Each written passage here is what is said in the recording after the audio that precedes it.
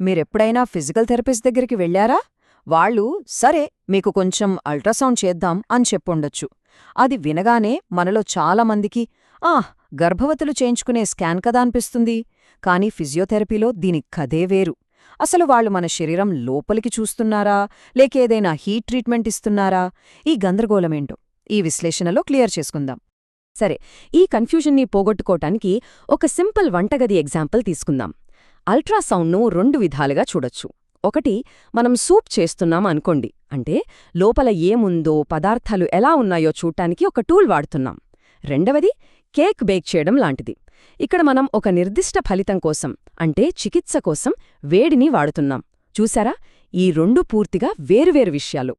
So ఈ విశ్లేషణలో మనం ఏం చూడబోతున్నామంటే, మొదటగా అల్ట్రాసౌండ్ యొక్క ఈ 2 రూపాల గురించి మాట్లాడుకుందాం.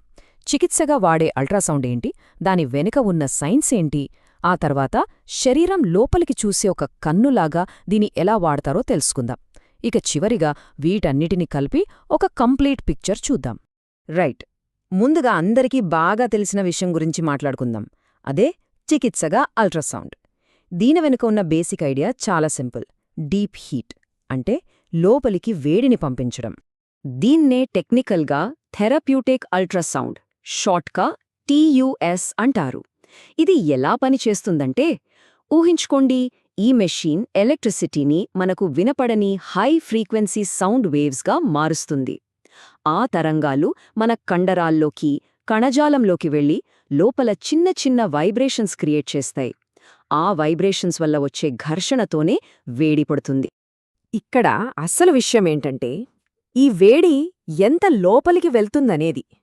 మామూలు హాట్ ప్యాక్స్ చర్మం పైపైన వేడినిస్తాయి కదా, కానీ ఈ థెరప్యూటిక్ అల్ట్రాసౌండ్ దాదాపు 8 సెంటీమీటర్ల లోతు వరకు కండరాల టెంపరేచర్ను 4 నుంచి 5 డిగ్రీల సెల్సియస్ వరకు పెంచగలదు. ఇది చాలా ఇంప్రెసివ్. ఓకే, వేడితో ట్రీట్మెంట్ బానే ఉంది, కానీ దీన్ని ఇంకాస్త పవర్ఫుల్గా మార్చలేమా? అంటే ఈ వేడికి ఇంకేదైనా జోడించగలమా? ఆ ఆలోచన నుంచే ఒక కొత్త టెక్నిక్ పుట్టింది. దీన్నే ఫోనోఫోరెసిస్ అంటారు. సింపుల్గా చెప్పాలంటే, నొప్పి ఉన్న చోట చర్మంపై ఒక పెయిన్ రిలీఫ్ జెల్, ఉదాహరణకు ఈబుప్రోఫిన్ జెల్, రాసి దానిపై అల్ట్రాసౌండ్ మెషీన్ను వాడతారు. ఇక్కడ థియరీ ఏంటంటే, ఆ అల్ట్రాసౌండ్ తరంగాలు ఆ మందుని చర్మం లోపలికి మరింత ఎఫెక్టివ్గా, ఇంకా లోతుగా పంపడానికి హెల్ప్ చేస్తాయని ఒక నమ్మకం. సిద్ధాంతం వినడానికి చాలా బాగుంది, కానీ ఇది నిజంగా పనిచేస్తుందా? సైన్స్ ఏం చెప్తుంది? ఇది తెలుసుకోవాలంటే మోకాలి ఆస్టియో ఆర్థరైటిస్ మీద జరిగిన ఒక ఇంట్రెస్టింగ్ క్లినికల్ ట్రయల్ని చూద్దాం. ఈ స్టడీలో ఏం చేశారంటే, మోకాలి నొప్పితో బాధపడుతున్న 60 మందిని తీసుకుని వాళ్లను 2 గ్రూపులుగా విడగొట్టారు. మొదటి గ్రూపుకు మామూలు అల్ట్రాసౌండ్ జెల్తో చికిత్స ఇచ్చారు. ఇక రెండవ గ్రూపుకు మాత్రం ఇబుప్రోఫెన్ కలిపిన జెల్తో అల్ట్రాసౌండ్ చికిత్స, అంటే ఫోనోఫోరెసిస్ చేశారు. మిగతా ట్రీట్మెంట్ అంతా 2 గ్రూపులకు సేమ్ టు సేమ్. ఇక ఫలితాలు వచ్చాక చూస్తే చాలా ఆశ్చర్యంగా అనిపించింది. 2 గ్రూపుల్లోనూ నొప్పి బాగా తగ్గింది, ఫంక్షన్ కూడా ఇంప్రూవ్ అయ్యింది. అంతా బాగానే ఉంది.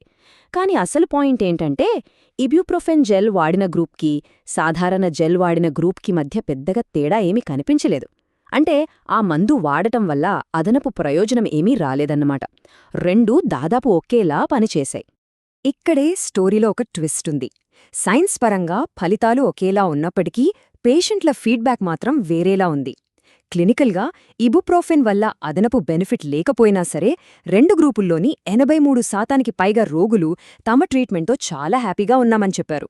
అంటే వాళ్లకు నొప్పి తగ్గింది, వాళ్లు బాగుపడ్డారని ఫీల్ అయ్యారు. ఇది చాలా ఇంట్రెస్టింగ్ పాయింట్. ఈ స్టడీ వాళ్లే ఫైనల్గా ఏం చెప్పారంటే, వాళ్ల మాటల్లోనే 2 గ్రూపులలోనూ మెరుగుదల ఒకే స్థాయిలో ఉంది. ఇబుప్రోఫెన్ వాడటం వల్ల అల్ట్రాసౌండ్ థెరపీ ఇచ్చే ప్రయోజనానికి మించి అదనంగా ఏమీ లభించలేదు. సరే, ఇదంతా చూశాక మన మెదడులో ఒక పెద్ద ప్రశ్న వస్తుంది. ఒకవేళ అల్ట్రాసౌండ్ అనేది ఏదో మాయచేసే హీలింగ్ ట్రీట్మెంట్ కాకపోతే, మరి ఫిజియోథెరపిస్టులు దీన్ని ఇంకా ఎందుకు వాడుతున్నారు? దాని వెనక వేరే కారణం ఏమైనా ఉందా? ఇక్కడే మనం కథలోని 2వ భాగానికి వస్తున్నాం. ఇప్పుడు మనం అల్ట్రాసౌండ్ యొక్క అసలైన మోడర్న్ అప్లికేషన్ గురించి మాట్లాడుకుందాం. అదే అల్ట్రాసౌండ్ను ఒక కన్నులా వాడటం. ఇక్కడ మనం ట్రీట్మెంట్ ఇవ్వట్లేదు, జస్ట్ లోపలికి తొంగి చూస్తున్నాం. అండ్ ఇది ఫిజియోథెరపీ ప్రపంచాన్ని మార్చేస్తున్న ఒక విప్లవం. దీన్నే పాయింట్ ఆఫ్ కేర్ అల్ట్రాసౌండ్ అంటారు. అంటే ట్రీట్మెంట్ ఇచ్చే చోటే వెంటనే స్కాన్ చేసి చూసుకోవడం. దీనివల్ల థెరపిస్ట్ మీ కండరాలు, మీ టెండన్లు ఎలా కదులుతున్నాయో రియల్ టైంలో స్క్రీన్ మీద చూడగలరు. ఇది వాళ్లకు సమస్యను కరెక్ట్గా అర్థం చేసుకోవడానికే కాదు, మీ శరీరం లోపల ఏం జరుగుతోందో మీకు చూపించడానికి కూడా చాలా హెల్ప్ అవుతుంది. దీని ఉపయోగాలు చాలా ఉన్నాయి. అంటే ఎక్సర్సైజ్లు సరిగ్గా నేర్పించడం దగ్గర్నుంచి, గాయం ఎంత తీవ్రంగా ఉందో చూడటం వరకు, డ్రై నీడిలింగ్ లాంటి ట్రీట్మెంట్స్కి గైడ్ చేయడం దగ్గర్నుంచి, సైంటిఫిక్ రీసెర్చ్ చేయడం వరకు ఎన్నో రకాలుగా వాడుతున్నారు. ముఖ్యంగా 3 రకాల అప్లికేషన్స్ గురించి తెలుసుకుందాం. మొదటిది రీహాబిలిటేటివ్ అల్ట్రాసౌండ్ లేదా RUSI. సింపుల్గా చెప్పాలంటే, మీరొక ఎక్సర్సైజ్ చేస్తుంటే మీ కండరాలు సరిగ్గా యాక్టివేట్ అవుతున్నాయో లేదో స్క్రీన్ మీద లైవ్లో చూడొచ్చు. ఇది బాడీ లోపలికి పెట్టిన అద్దం లాంటిది. రెండవది డయాగ్నోస్టిక్. అంటే ఒక టెండన్ చిరిగిందా లేక వాపు వచ్చిందా అని నిర్ధారించుకోవటానికి. ఇక మూడవది ఇంటర్వెన్షనల్. అంటే డ్రై నీడ్లింగ్ లాంటివి చేసేటప్పుడు సూది కరెక్ట్గా సేఫ్గా టార్గెట్ దగ్గరికి వెళ్తుందో లేదో చూసుకోవడానికి ఇది గైడ్లా పనిచేస్తుంది. రైట్, ఇదంతా బానే ఉంది. ఈ టెక్నాలజీ చాలా పవర్ఫుల్ అని అర్థమైంది. కానీ ఒక శక్తివంతమైన సాధనం ఎవరి చేతిలో ఉండాలి? దాన్ని వాడటానికి సరైన నైపుణ్యం కూడా ఉండాలి కదా. అదే ఇక్కడ మనం ఆలోచించాల్సిన విషయం. ఇక్కడ ఒక పెద్ద సమస్య ఉంది.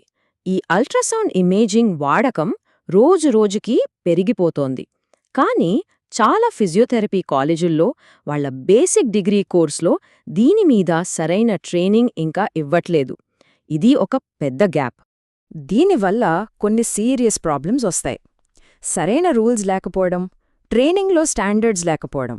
వీటి వల్ల సరైన నైపుణ్యం లేనివాళ్లు దీని వాడితే ఏమవుతుంది?